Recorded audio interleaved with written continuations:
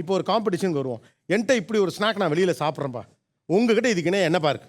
மசால் பூரி, பானிபூரி மாதிரி மசால் பூரி. மசாலா பூரி. இந்த முறுக்கில் இருக்கிற மாதிரி அதில் மிக்சர்ஸும் தூவுவாங்க சார், சென்னாவும் போடுவாங்க சார், கொத்தமல்லியும் இருக்கும் சார், அண்ட் மசாலா ஐட்டமும் இருக்கும் சார். இது மாதிரி ஒரு ட்ரெடிஷ்னல் ஐட்டம் இல்லையே. நம்ம வீட்டில் வந்து அதுக்கு ஈக்குவலாக பண்ணணும்னா இப்போ மெதுவடை இருக்கு இல்லையா, அது சாம்பார் மெதுவடை. அதில் வந்து இவங்க கேட்குற மாதிரி ஆனியன், கொத்தமல்லி, கொஞ்சம் காரா பூந்தி இதெல்லாம் போட்டு சாப்பிட்டோன்னா அந்த டேஸ்ட்டும் இருக்கும், வயிறு ஒரு சாம்பார் வடை இதுக்கு ஈக்குவல் தான். வேற பானிபூரி சார். பானிபூரி ரொம்ப சிம்பிள் ஐட்டம். பானிபூரிக்கு ஈக்குவல் அவங்கள்ட்ட என்ன இருக்குன்னு கேட்குறாரு. அவங்க பானிபூரின்னு சொன்னாங்கல்ல, பெப்பர் போட்டு நல்லா அந்த மெதுவடையே மேலே போட்டு நீங்கள் ரசவடை வந்து பார்த்தீங்கன்னா அது ஈக்குவல் கூட எனக்கு என்னமோ கடைசியில் உங்கள்ட்ட மெதுவடையை தவிர ஒன்றுமே இல்லைன்னு நினைக்கிறேன்.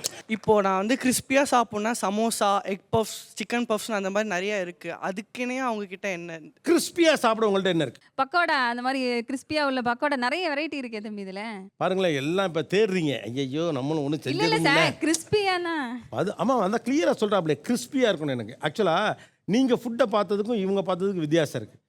ஃபுட்டு அந்த பொண்ணு ஃப்ரீடம்ங்கிற வேர்டோட கனெக்ட் பண்ணுறாப்ல. கிறிஸ்பி அப்படின்னாலே அவங்க தான் முறுக்கு வந்து சத்தமாக கேட்குற அப்பா சாப்பிட்ற முறுக்கே எனக்கு எரிச்சலாக வருதுன்னு அவங்க சொல்லும்போது எனக்கு ரொம்ப கோவமாக தான் சார் வந்தது. அதுதான் நொறுவை.